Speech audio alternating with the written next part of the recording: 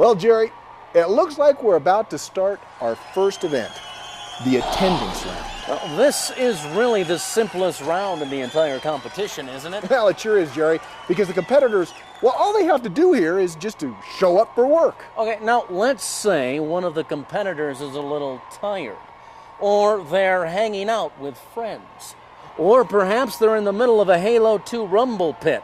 When is it okay to not show up? Well, that's a good question, Jerry. Let's throw that down to Kirk Hale, who's standing by with one of our managers, and see how they would respond. Thanks, Eric. I'm standing here with Rhonda Lefevre, longtime manager here at the store. Miss Lefevre, you've been here coming on 13 years now, and clearly you ask quite a bit of your young employees. Tell us, is it ever okay for your employees simply not to show up for work? You know, Kirk, it's never okay for them just not to show up. I realize that there's always going to be a chance, somebody's always going to get sick off and on. They might have a family emergency.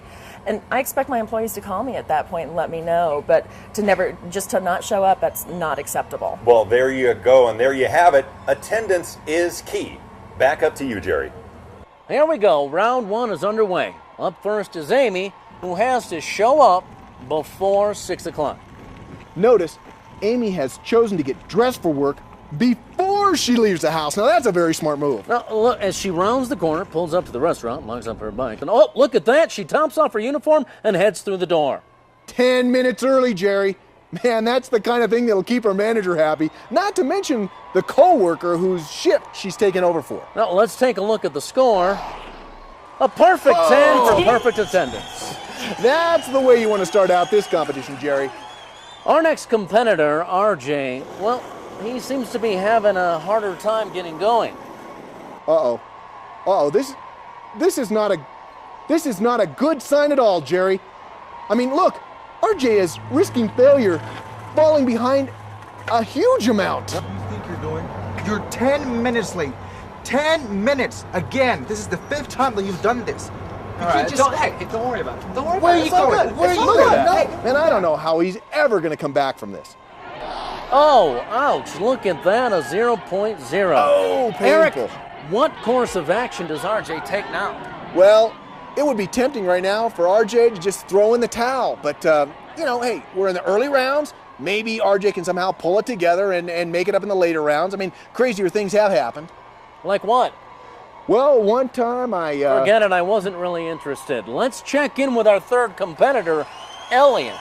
Well, looks like he's having a bit of a hard time, too. Elliot, come on, wake up. It's time to get up. You're going to miss work.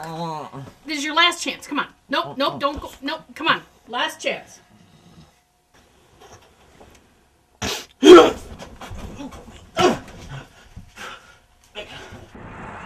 Look at this. Instead of just giving up, I mean, look at Elliot, man. He's running for it. He doesn't look like someone who's used to running very far, Eric. Luckily for him, the judges aren't grading on his form in this round. Oh, and Elliot comes around the corner. Looks like it's going to be close. Oh, he just made it without a second to spare. Here comes the score.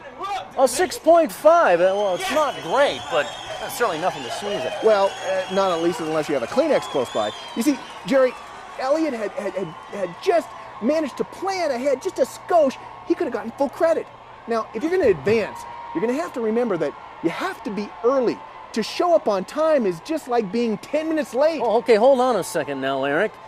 Explain how showing up on time makes you 10 minutes late. Well, your manager counts on you to be, when you show up, your manager wants you to be there ready to go, not just to squeak through the door at the last second, because then it takes time to punch in, to get your hands washed, put on your uniform. So then why not just make your time to be at work 10 minutes earlier and say that's what time you're supposed to be there? The point is that Elliot cut it very close. The judges, well, they obviously feel sorry for the old-timer, and they're going to cut him a little slack.